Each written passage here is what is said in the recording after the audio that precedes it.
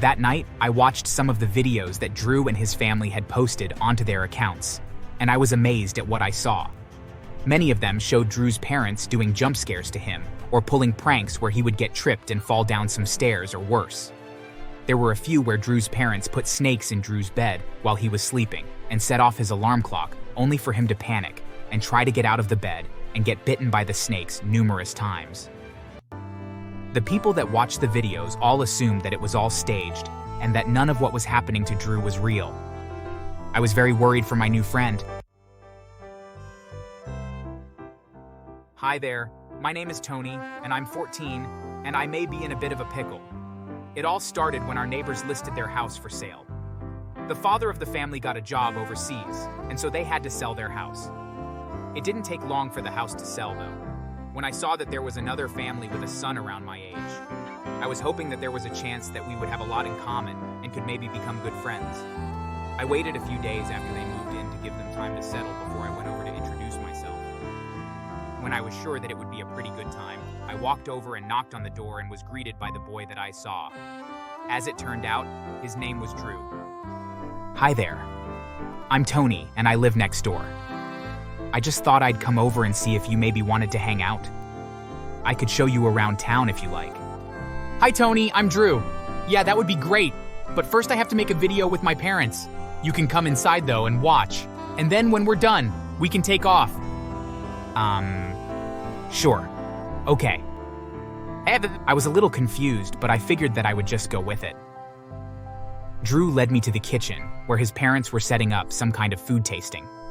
There were plates with numbers on them, and various foods that looked rather gross. Drew, who is this? This is Tony. He lives next door, and he asked if I wanted to hang out, but I told him that we needed to shoot the video first. Is it cool if he watches? Yeah, okay, I guess. Maybe if he thinks it's funny, he might want to be in one of the videos sometime. Maybe? After a few minutes, they started filming.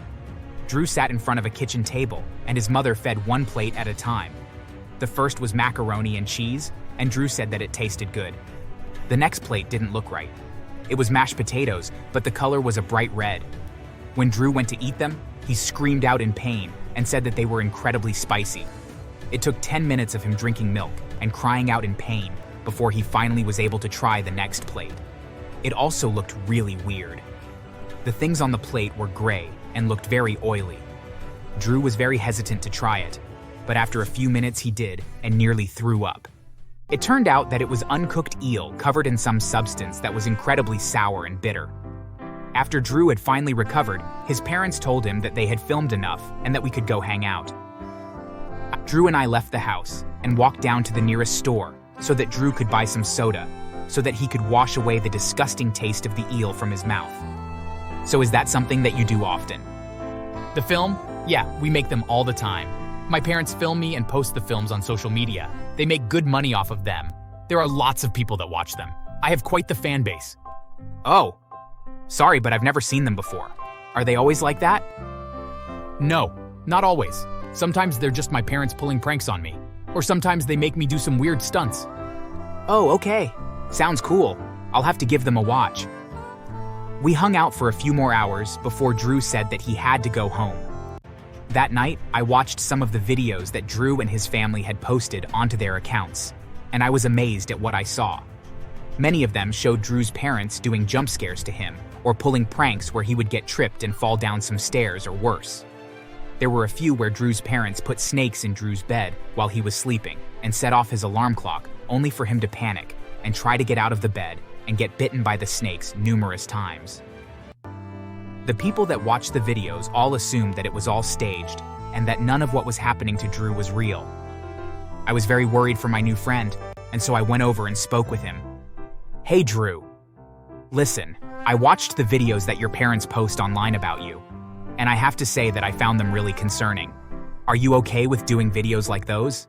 Oh yeah, they are after all just a part of my chores, although I wish I didn't have to do them so often. And I would love if they were to tell me what the videos were going to be about beforehand.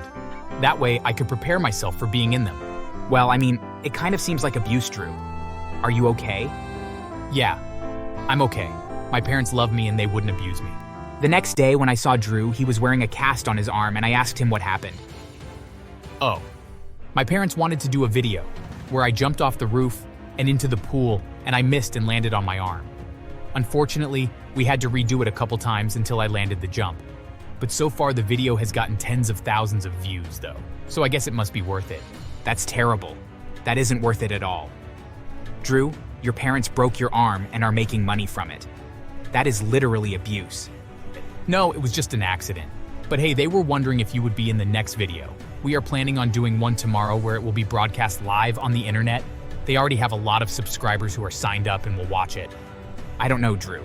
I'll think about it. When I got home, I felt tormented by what Drew had mentioned he was going through. It was plainly obvious that his parents were abusing him and just using that abuse to make money off of him. They probably did love him a lot, but that was no reason to use him as a prop. I wanted to tell my parents about what was going on, but I was worried that they would just think that I was overreacting. The next morning, I went over to Drew's house and was greeted by everyone. Oh, hey there, Tony. Thanks for coming over.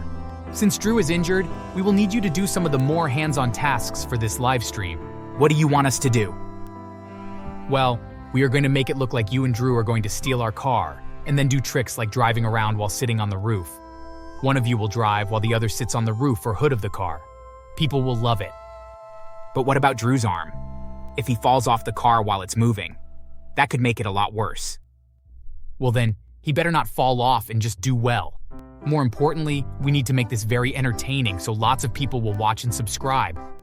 I knew this was a bad idea, but I also knew that Drew's parents would not take no for an answer. And so I got a really bad idea.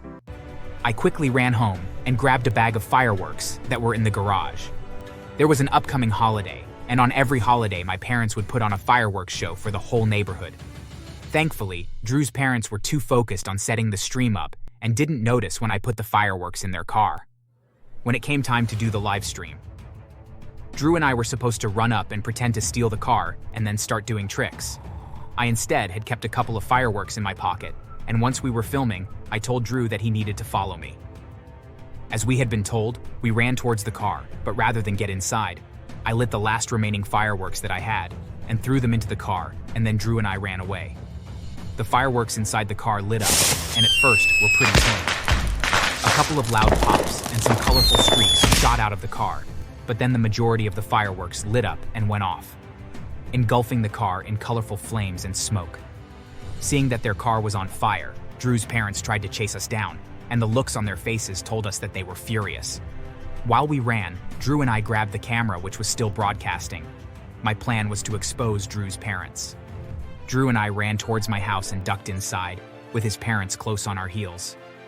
Once we were inside, Drew's father caught up to us and knocked us to the ground and proceeded to slap and punch us. It was awful, and the look of anger on his face really scared me. How dare you destroy my car? You two idiots had one simple job, and you instead acted like hooligans. I should break both your backs for this. We tried to block the blows as best we could, but he was so much bigger and stronger than us, as he was pummeling us. My own father walked into the room, and when he saw Drew's father attacking me, he grew incredibly, and he grabbed the nearest thing, which was a fire poker from the fireplace, and ran up and started hitting Drew's father with it. Instantly, Drew's father stopped attacking us, and then began to run away as he was getting seriously hurt. When I recovered, I saw that we had been recording the whole time, and smiled even though I was in a serious amount of pain. Suddenly, we heard sirens coming down the street, as people who were watching had called the police, and when they showed up, they arrested Drew's father for attacking us. Thankfully, they said that what my father had done was just self-defense, but I was worried for a moment that he would get arrested as well. Over the next few weeks, I didn't see much of Drew, but I later found out that the police were now investigating the way his parents had been treating him and using the videos they had posted, as evidence had come to a conclusion that he was being severely abused. His mother ended up getting arrested as well, and both her and her husband were put on trial for what they had done. Drew's mother got 8 years for all of the abuse and neglect that Drew had experienced, but since his father had attacked both of us, he ended up getting 13 years in prison. As a result, Drew was put into the foster system, and we drifted apart for a bit. As for me, well, I was able to avoid going to juvenile hall for destroying the car, but I still had to do a lot of community service, and my parents grounded me for over a year. They knew that I had good intentions, but had gone about helping my friend in a terrible way. It's been a couple of years, though, since all this happened, and I'm happy to say, though Drew and I have reconnected, he ended up finding a great foster family that have really been a huge help for him and have helped him heal, and are also helping to pay for him to go to college. In fact, we will be attending the same college, and I'm looking forward to hanging out with my friend once again. Thanks for watching. Please subscribe for more stories.